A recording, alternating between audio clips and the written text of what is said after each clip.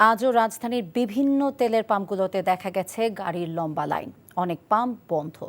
ঘন্টার পর ঘন্টা অপেক্ষার পরও তেল না পাওয়ায় চরম বিপাকে গাড়ি চালকেরা। তারা বলছেন অনেক ফিলিং স্টেশন হুট করেই বন্ধ করে দেওয়া হয়েছে। এই অবস্থা থেকে দ্রুত রেহাই চান তারা। HM মেহেদী হাসানের রিপোর্ট। রাজধানীর তেজগাঁওয়ের আইডিয়াল ফিলিং স্টেশনে তেল নেই এমন নোটিশ টানিয়ে বন্ধ রাখা হয়েছে কার্যক্রম। তবু ভোর থেকে তেল প্রত্যাশীদের অপেক্ষা। এরপরও তেল না পাওয়ায় হতাশ তারা।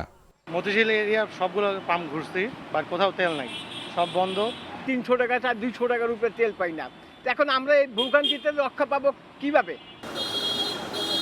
রাজধানীর মহাখালী রয়্যাল ফিলিং স্টেশনেও একই চিত্র। তেল সরবরাহ কম থাকায় পাম্প বন্ধ রাখা হয়েছে বলে জানান পাম্পের অফিস স্টাফ।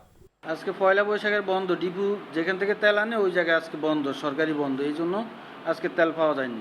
কালকের থেকে স্বাভাবিক হওয়ার সম্ভাবনা আছে। জানি যে ডিপো বন্ধ থাকে না, সরকারি ছুটিতেও ডিপো বন্ধ থাকে না, কিন্তু এরা বলতেছে ডিপো বন্ধ, পাম্প বন্ধ, আজকে তেল দিবে না।